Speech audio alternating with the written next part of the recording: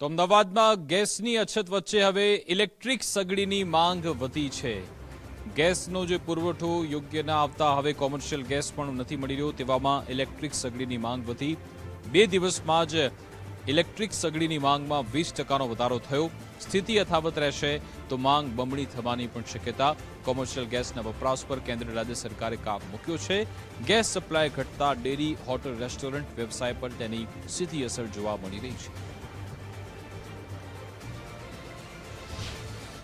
હવે ઇન્ડક્શન કુકરની ડિમાન્ડો ઘણી વધી ગઈ છે ને ઓનલાઈનમાં તમે જોવો તો કોઈ મળતા પણ નથી ને 20થી 25% સેલનું વધારો પણ થયો છે ને ભાવનું પણ વધારો થયો છે।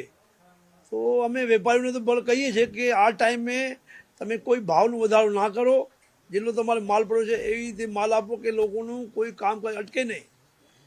આપણા દેશના પ્રધાનમંત્રી સાહેબ એ લાગેલા છે કે આપણી અછત નહીં થાય, છતાં પણ યુદ્ધનું જો વાતાવરણ બહુ ખરાબ થઈ રહ્યું છે, આખી દુનિયામાં એનું અસર થઈ રહ્યો છે।